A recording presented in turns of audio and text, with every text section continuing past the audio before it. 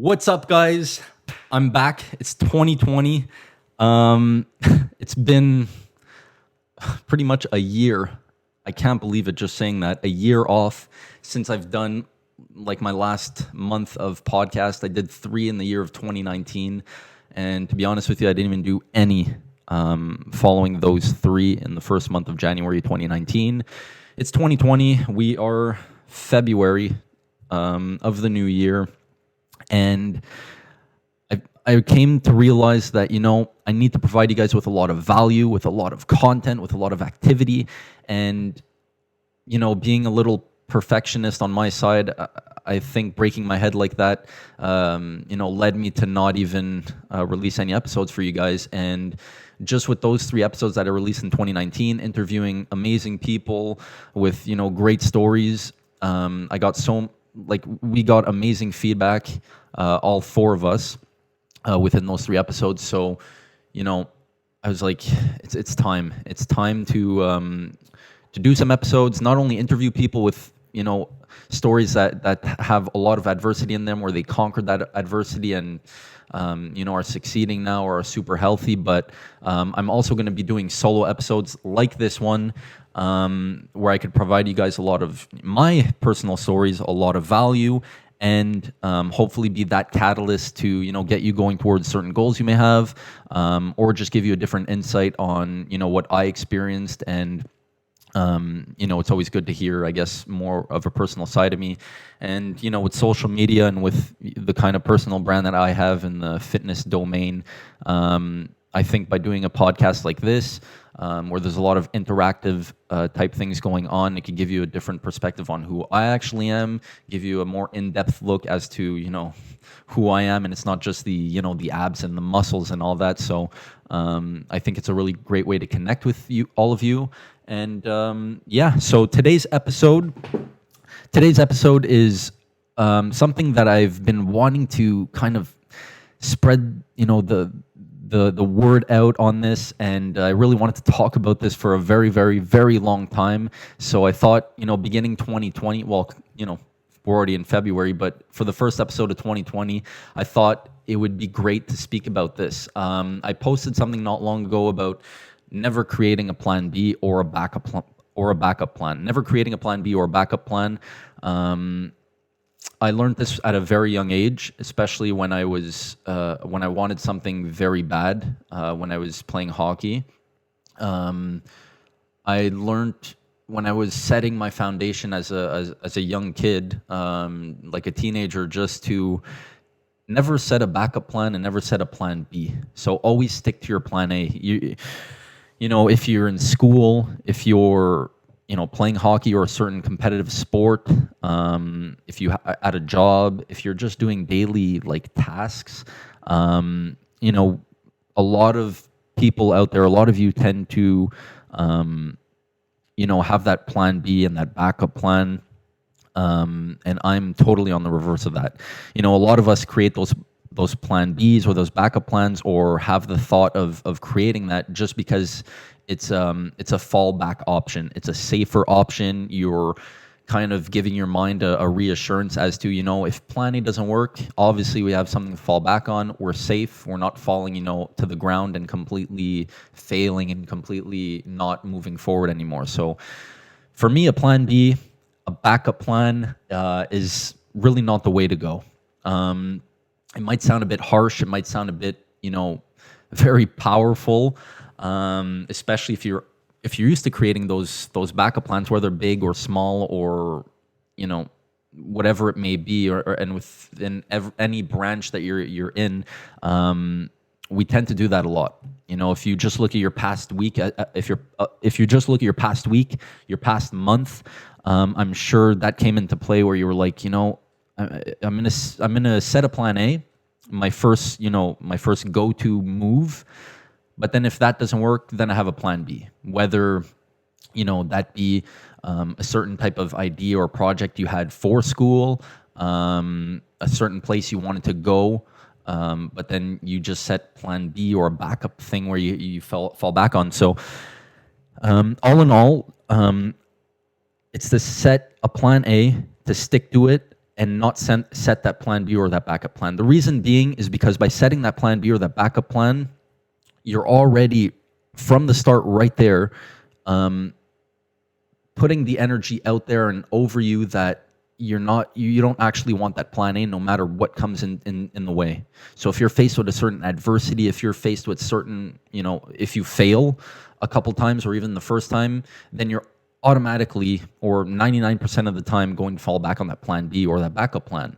So in my mind, at a very young age, I was 15 years old and I was in high school. And it was my last year of high school. So here in Canada, you have grade 11, and then you graduate, and then you're on to like a post kind of secondary type school instead of jumping right into university.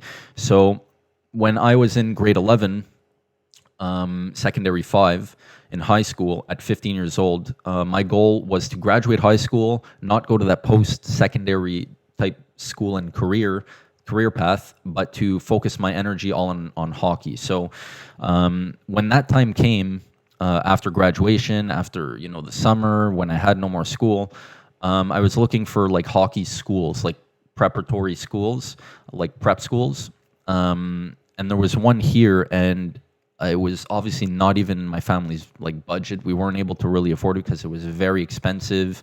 The level of competition was very high.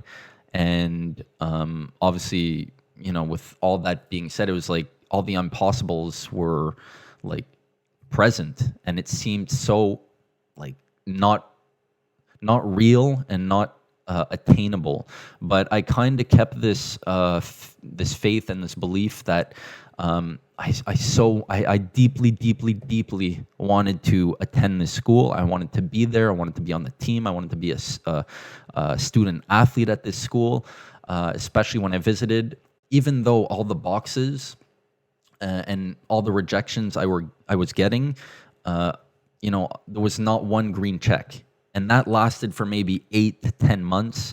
I remember being on my backyard porch, like crying, not having a school. September was like a month away when school would be starting, and I had no school, no hockey team, and like it was a month away from the new school year. So. And I remember, a lot of my gym trainers, a lot of like friends, a lot of people on the, in my bubble or in my outside type of world. A lot of people would tell me, go look at this school. Just have this as a backup plan for when school does start. Go look at this hockey team. Maybe do your hockey, here, and then 45 minutes away, do your schooling there, and then something will come into play. At least you'll have a backup plan. At least you'll have that plan B or that plan C or that plan D or whatever it may be, just in case your plan A doesn't work. And I remember hearing and having the conversations with people, whether it was messages they were sending me or whether it was my trainer at the gym telling me, set that plan B, go see it, you might like it, you're going to fall back on that, you have that cushion to fall back on. And I remember always reading those messages, having the conversations and the interactions with those people, and I would just kind of like mute them, and I would be like, no, like I really want to go to this school that I have in mind, my plan A, because if you really want that thing in this specific scenario, in this specific situation, for me it was that school. If you really want something that bad, your plan A, you have to do everything in your power to achieve the plan A. You're going to hit rejection. You're going to hit failures. You're going to hit the door closing. But if plan A is truly your primary thing that you came up with, your primary focus and the thing you really want, there's no point and there's no good return in creating a plan B or a cushion. You might go through a lot of crap. You might go through a lot of bumps in the road. But you just can't let go. You can't give up on that plan A. And automatically from the start, if you automatically set that plan B or that cushion and start getting into that groove and that energy and that vibe, you're throwing the energy out there and above you.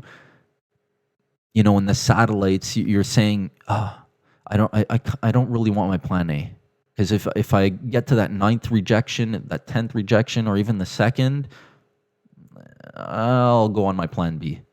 So it's a mixture of, the energy that you're throwing right from the start, and putting your person and putting your brain and putting your mind into the bucket of like, you just don't like want it bad enough. So like 2020 for me especially, and even moving forward for everyone that's listening and for everyone that's watching this, it's very important to just set that plan A. Whether you're in business, whether you're in school and you're doing a certain project, no matter how old you are, no matter who you are, no matter what tools you have, or no matter what you look like, anything that you do, whether it's small tasks at home, at the gym, at work, at school, all these domains and branches, it's important to just stick to that plan A, that first thing that your gut feeling gets attached to. That's the thing that you really, really want. And you just can't let go of that. And you firmly have to believe that plan A is set to be with you, to come. It might take a while, which in my case it did. And to kind of recap on my end, school did start. The school year started. I remember it was like the 27th of September, and school starts like, I think even August 31st, like at the beginning of September, depending on where you live and depending on what country and province and state you live in. It was like a month passed. I had no schooling. I was like 16 years old, because my birthday was in the summer of that year in July. And I remember it was the end of September, school started. I remember like crying multiple times, being super like, I was to the point where I wanted to like give up, but I still kept the little piece inside me where plan A, that was my thing. That was really the thing I wanted. And you know what? That following year, I was at that school. I was a student athlete at that school. I played hockey the whole year there. I did my whole grade 12 there because it was in another province. And once that happened, once that year even finished, I remember thinking to myself, I was like, wow, I have this tool now that I could use anywhere I go with whatever I do. And that right there set a super solid foundation and gave me that, super strong tool to move forward and to know that actually does work. And that by doing that, it's way better to do that than, to set that cushion and that backup plan and that plan B. That year completely, even to this day, set a whole different perspective on like life and every single project that I confront, or things that I do, or adversity that I have, or certain, ideas that I start and begin and brainstorm. I always stick to my gut, my plan A, and never set a plan B. So if you're listening to this, make sure, look at what you have now, look at the past month, look at the past year. Remember that moment that you did set that backup plan where someone told you, Bob, just set that backup plan, set that plan B, just in case this doesn't work. You'll have a little right turn. You'll have something else on the other side in case something doesn't work, or something breaks down, or something breaks, something doesn't work anymore, something falls. Like, for sure, someone told you that in the past maybe year. Analyze that. Remember that moment, and remember what the result was also on that, and how you were. If you were fully committed to plan A and your first gut feeling thing and move, then I'm pretty sure that plan A came toward you and it worked out for you. But if you set that plan B, if you set that backup plan, if someone told you about it, if someone wrote to you about it, then I'm also sure that plan A didn't actually work, and that you fell onto plan B, you fell onto plan B, or that backup plan, or that cushion. So remember that moment, and now moving forward, if you have another idea that comes into play, if you have something that you have in mind for this upcoming year, 2020, it's a huge, huge year for change, for action. Set that plan A and nothing else. On whatever, anything that you do, or whoever you're with, or any type of thing that you take up upon, stick to your plan A, create a plan A, and never create a plan B.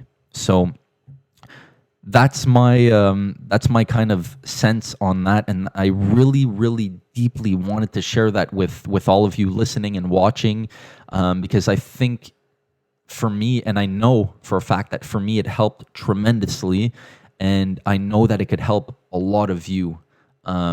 Just even hearing this or watching this video or the audio piece that you're watching of this episode, I know that for a fact that it could help you so much, and this could just be the mini little fire and the little catalyst to give you that perspective, because not a lot of people might tell you these things. I didn't get anyone telling me, stick to your plan A, because plan B is completely going to push the plan A away, because no one told me this stuff. I went through it, and then when it actually did occur, when it actually did happen, that's where I looked myself in the mirror and was like, wow, damn, this actually does work.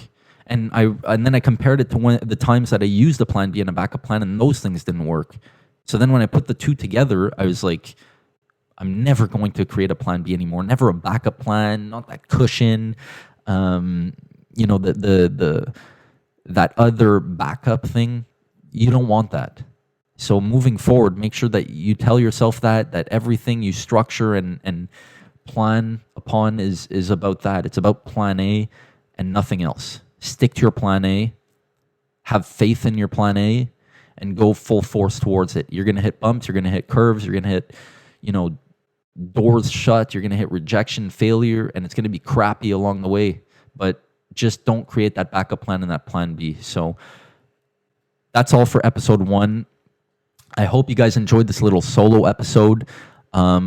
Please comment what you think, of me returning into these. I'm going to be doing solos. I'm going to also be mixing in interviews, English and French episodes. Try to keep it like a 2-to-1 ratio. This episode is going to be, all these episodes actually are going to be available on SoundCloud, on the podcast app, on the App Store, on iTunes, on Spotify, on YouTube for video version if you're watching it from here. Share this with someone too. If you hear of people that are kind of in this situation or situations like this that you were in, tell them about this, because it's super important it's super important now moving forward. You need to implement this into your way of life, into your mindset, into your philosophy. It's very, very important, and it could bring you tremendous results. I'm telling you, this is the way to go. So stick to that plan A. Hopefully you guys enjoyed this episode. Please subscribe if you're watching from YouTube. All the links are going to be down below in the description, in the show notes, whether it's today's sponsor and all my accounts if you want to follow me on socials. Everything's going to be there. I respond to every single comment, and hopefully in the next, episodes to come, I think I'll be including sometimes questions from the audience and questions from people that I really find interesting, and I think that could bring you guys a lot of value and ultimately be that catalyst and give you a better perspective moving forward. So that's all I have for you guys. I hope you guys enjoyed the little return. It's been a while. I'm super pumped to be back, and it's only going to get better, and hope you guys enjoyed it. Let me know, and I'll see you in episode number 2. See you guys.